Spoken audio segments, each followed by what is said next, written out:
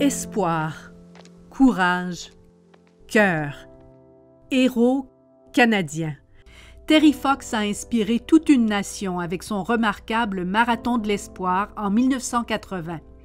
Il a montré à tout un pays ce qu'est le vrai courage. Il a entrepris de courir un marathon par jour, de traverser le Canada, ce qui représente 42 km chaque jour sur une jambe artificielle. Son projet était d'amasser $1 million pour la recherche sur le cancer. Il nous a montré à rêver, à aider ceux qui sont dans le besoin, à croire que tout est possible, qu'on peut faire des miracles en y mettant du cœur. Il inspire toujours notre pays qui compte aujourd'hui 36 millions d'habitants. Le 12 avril 1980, Terry est sur sa ligne de départ à l'extrémité est du Canada, 3 ans après avoir reçu un diagnostic de cancer des os et subi une amputation de la jambe droite. Terry Fox trempe sa jambe artificielle dans l'océan Atlantique à St. John's à Terre-Neuve. Son marathon de l'espoir commence. Une vague d'espoir allait s'abattre sur le pays. Un jeune homme joguant sur l'autoroute, son meilleur ami et son frère tout près derrière lui. Bien vite, les dons ont commencé à arriver de partout. Terry a donc revu son objectif à 24 millions de dollars, ce qui représentait $1 par Canadien à l'époque. Le pays en entier lui a offert son soutien. Ce périple allait changer à tout jamais le Canada et toucher le cœur de millions de personnes.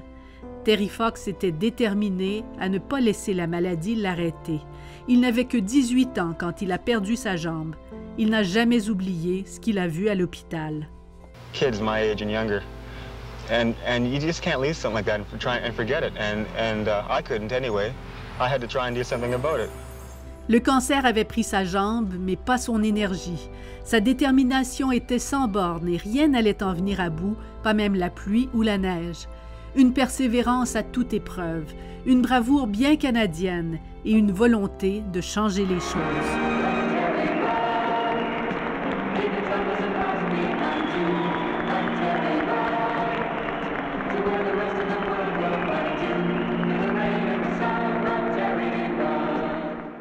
To receive the insignia of a Companion of the Order of Canada, Terence Stanley Fox of Port Coquitlam, British Columbia. Comme prévu, il a couru un marathon par jour, 5373 km en tout. Il a parcouru plus de la moitié du Canada en 143 jours, avant que sa course soit soudainement interrompue près de Thunder Bay.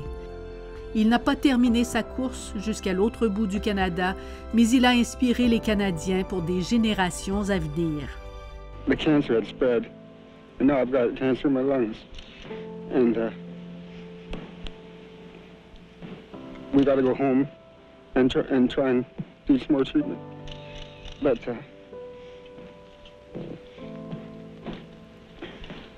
all I can say is if there's any way I can get out there again and finish it, I will. Terry Fox est décédé le 28 juin 1981. Il n'avait que 22 ans. Son départ nous a profondément attristés, mais il nous a appris beaucoup sur nous-mêmes. Don't cry, love. It's all right. Don't cry, sweetie. It's all right. Truly it is. It's all right. We are deeply conscious of the debt of gratitude we all owe to this remarkable young man for the gift of his boundless courage and perseverance, the gift of a life which inspired the country he loved. Son héritage reste bien vivant grâce à la course Terry Fox. Des millions de personnes au Canada et dans le monde entier y participent chaque année. Des écoles portent son nom à l'échelle du Canada, influençant une toute nouvelle génération de jeunes Canadiens. You know, it was an incredibly special and emotional time when I arrived at Thunder Bay and had a chance to actually be at the statue, the place where Terry had been forced to abandon his journey. La Fondation Terry Fox a amassé plus de 700 millions de dollars à l'échelle mondiale pour la recherche sur le cancer. Un geste altruiste qui a fait la plus grande des différences, un brillant exemple de courage, d'esprit canadien, de bonté, de ce que cela signifie de lutter contre l'adversité et de la vaincre. Rêver, croire, ne jamais abandonner.